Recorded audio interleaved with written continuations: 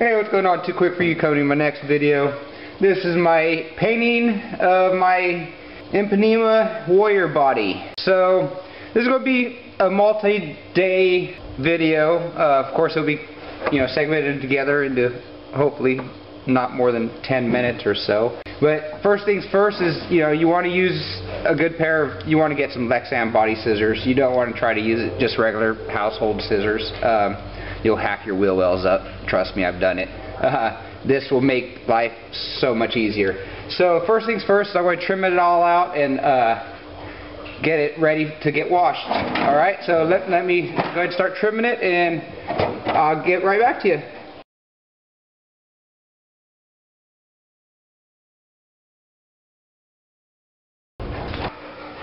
Alright, so I'm done with the initial trimming of the body, so now I'm going to go back and refine my cuts, get everything to the lines I want, and let me get back to you when I'm done with doing that. Alright, so I'll talk to you in a minute.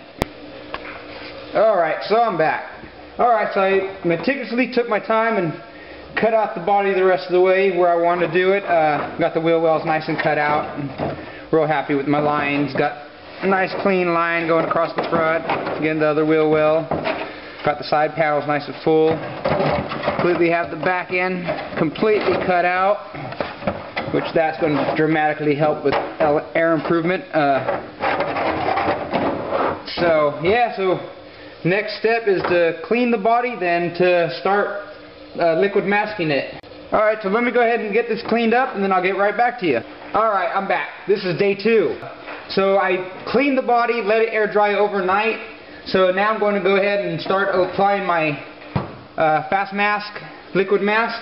I picked this up. If you watched my unboxing video, you would have seen I picked this up in the hobby shop. Give it a quick little shake there.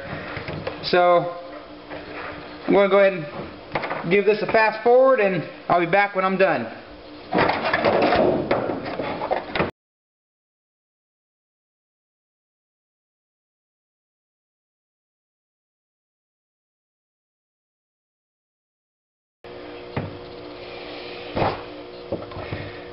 Alright, so that about does it for the first coating.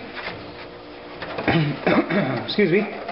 If you see, you don't want to put the first coat or any coat down too thick. You want to put it down at a somewhat of a consistent thickness. Just putting a layer on it. If you put it down too thick, you'll end up with areas that don't dry or cure properly. And when you go to peel it off, you might have a wet spot underneath. So also, if you notice, all my striping I do in one direction. Next time, my second coat, I'll come down with all my striping, and then my third coat will be again back, front to back, just so I know I got coverage everywhere. Because once this first coat dries, then it starts getting a little more tricky to see where you're at. But yeah, so you can see the front end where I started is already starting to dry up. So as I let this dry, this is a good time to flip the body over and start doing my pattern or my design on what I want to do with it. So that's exactly what I'll do. I'll go ahead and flip this over and start tracing out some kind of pattern out of it, and we'll see what we got. I'll be right back. We'll go wash the brush first.